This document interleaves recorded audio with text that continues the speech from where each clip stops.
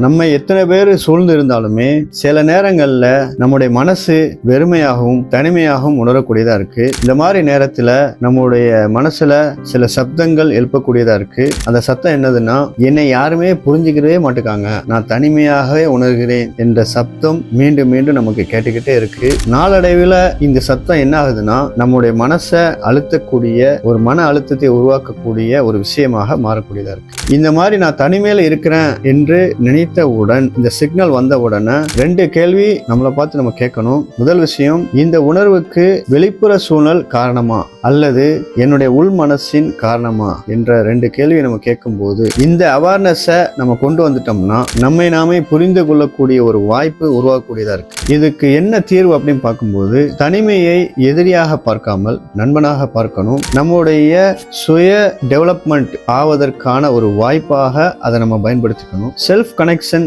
Practice செய்யலாம். எனக்கு என்னன்னா பிடிக்கும், நான் என்னுடைய வாழ்க்கையை எப்படி வளர வேண்டும் என்று நினைத்து நம்முடைய ஒரு நோட்டு புத்தகத்துல எழுத ஆரம்பிக்கலாம். ஸோ இப்படி நம்ம செல்ஃப் கேர் எடுக்கும்போது அந்த தனிமை நம்முடைய வாழ்க்கையின் வளர்ச்சியாக மாறக்கூடியதா இருக்கு. தனிமை நம்மை உடைக்க வரவில்லை, அது நம்மோடு இணைக்க வந்த ஒரு சிறந்த ஆசிரியராக இருக்குது என்பதை நினைவில் கொள்ளுங்கள். Think about this. வீடியோ பிடிச்சிருந்தா லைக் பண்ணுங்க, கமெண்ட் பண்ணுங்க, உங்களுடைய நண்பர்களுக்கும் ஷேர் செய்யுங்க. தேங்க்யூ.